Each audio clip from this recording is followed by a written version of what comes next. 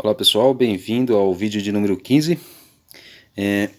Aqui eu estou simulando o nosso universo nessa bacia aqui com água, né?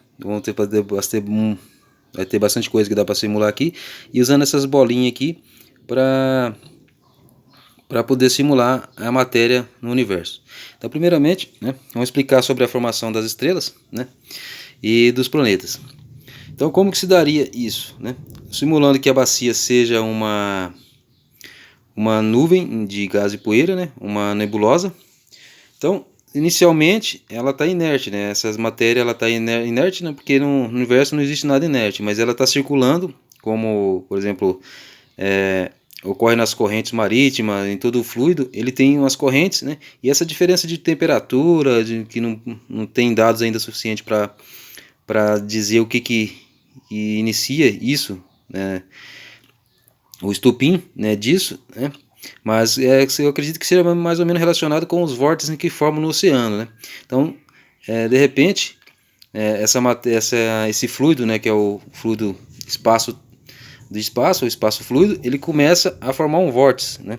E essa matéria, ela começa a circular junto com esse vórtice.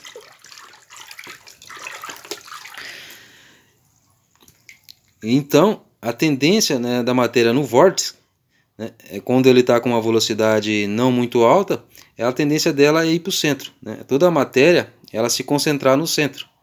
É como você vai acompanhando aqui na imagem, né? Você vai vendo que essas bolinhas elas vão, conforme o fluido vai se acalmando, se estabelecendo, elas vão acompanhando o centro, né? Vão indo para o centro, vão se acumular todas no centro.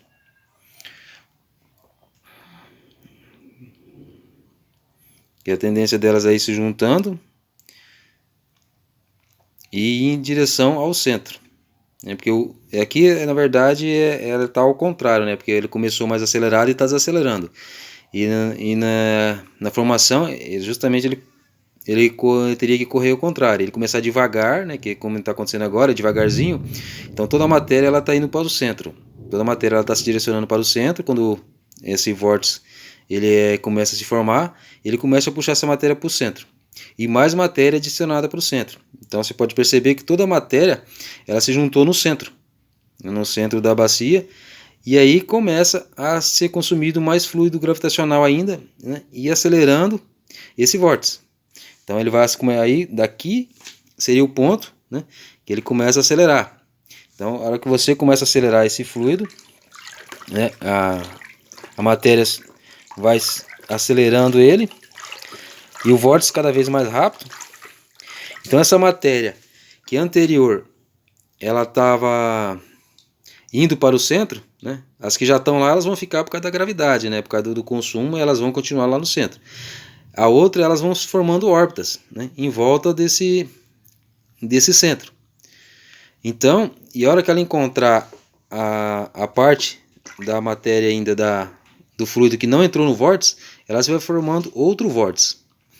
E nesse outro vórtice vai se acumulando também mais matéria, onde se dá a formação dos planetas, né? Que o primeiro acúmulo ali no centro seria a formação da estrela.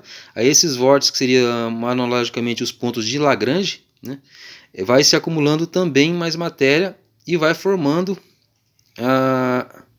os planetas, né? E os seus satélites, né? Que vão, por consequência, vão formando, né? Que alguns satélites são capturados como asteroides que são capturados e outros são formados na própria órbita do planeta, né?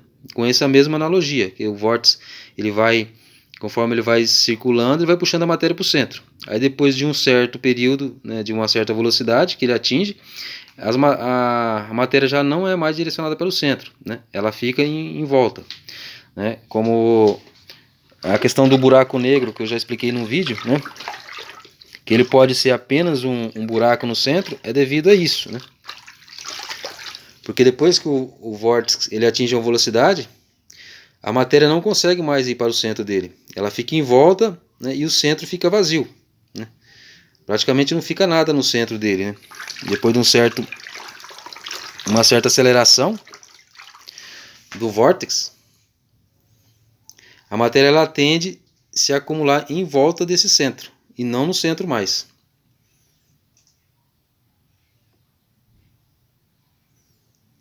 Aí você pode acompanhar as bolinhas que elas estão circulando por fora, né? Elas estão mais lentas que as que estão circulando por dentro. E quando ela vai para o centro, né? Quando ela tem um desvio que leva ela para o centro, ela circula mais rápido, acelera, ultrapassa as bolinhas que estão por fora, e depois quando ela vai para fora, ela volta a ir mais lenta, né? Sendo ultrapassada pelas bolinhas que estão por dentro, né? Quando ela troca de posição para o centro, ela vai mais rápido, mais ao centro e mais a externo mais lenta. Então, e conforme o fluido ele vai se formando, o vórtice vai se formando, a tendência dele é que essa matéria ela se acumula no centro, né?